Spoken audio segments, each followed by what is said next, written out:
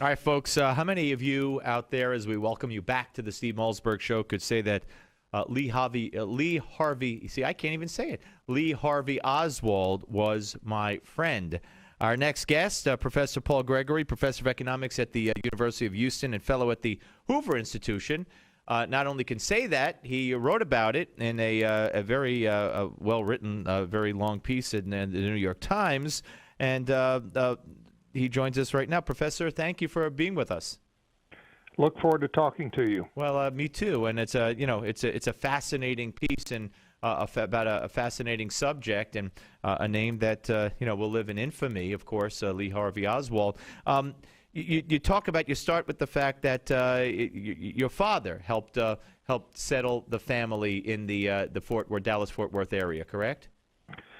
My father was born in Siberia and taught Russian in the Fort Worth Public Library. So when Lee and Marina returned from Russia in June of '62, Lee appeared at his office to get a certificate that said he was fluent in Russian. He invited us over to his brother's house where he said he was fluent in Russian.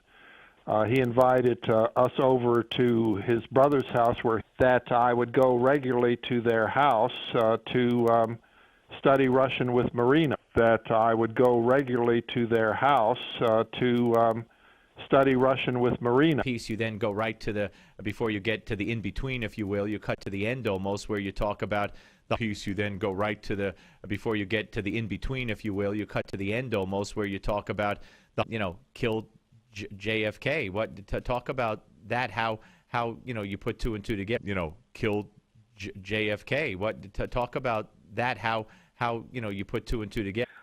I was a student at the University of Oklahoma, and we were watching television in the student union. They announced that they had a suspect. They were bringing the suspect in. The suspect was brought in, a bruised face, and I said, "That's Lee Harvey Oswald."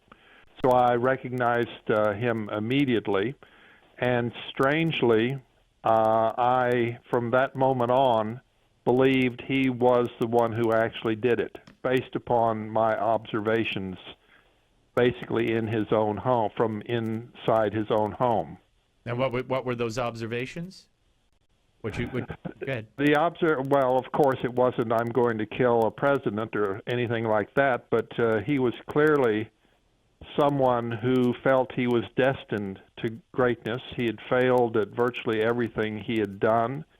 He had a great mind. He was a brilliant radical thinker.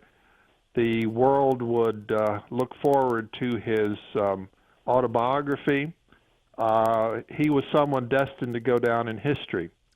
So it may sound trite, but I noticed this.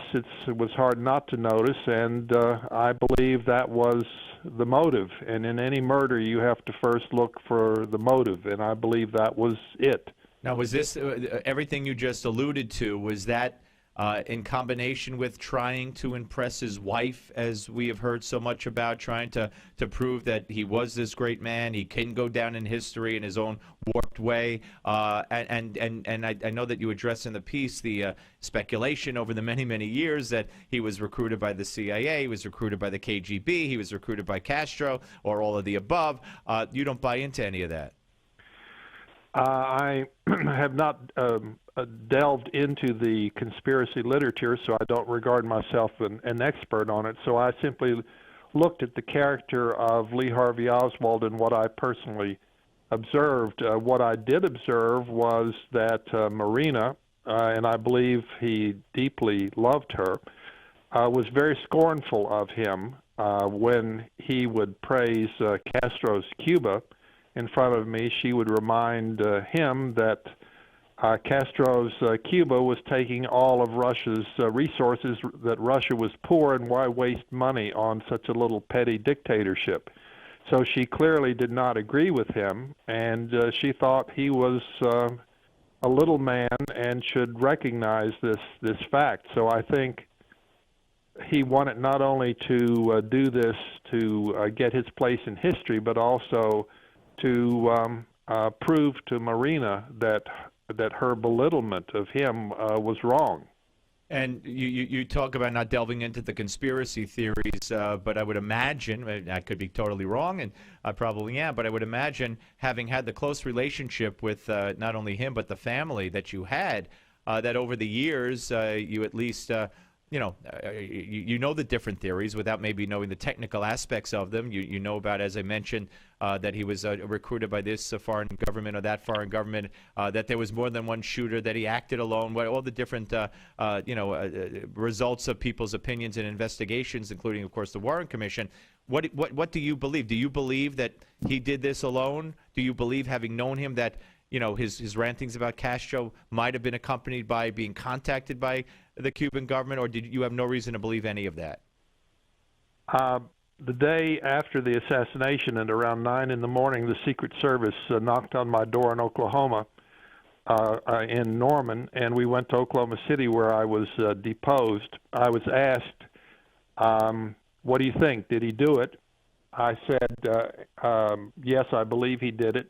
Did he do it alone? I said he must have done it alone, because there was no one more ill-suited to being part of a conspiracy than Lee Harvey Oswald.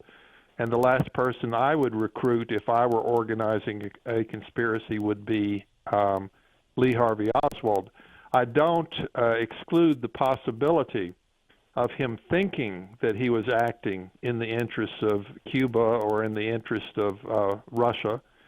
I doubt Russia, because he had a very negative experience in Russia. But I seriously doubt that there was an organized recruitment. He definitely did not receive any financial or other resources. Right. He carried this out on his own. Well, I have to tell you, Professor, this is fascinating to talk to you. So glad you consented, and fascinating piece, Professor Paul Gregory. Check out the New York Times. You could find it. Lee Harvey Oswald was my friend. Thank you, sir. You're welcome. My pleasure. That's Professor Paul Gregory, Professor of Economics, University of Houston, fellow at the Hoover Institution. On the Steve Malzberg Show, James O'Keefe.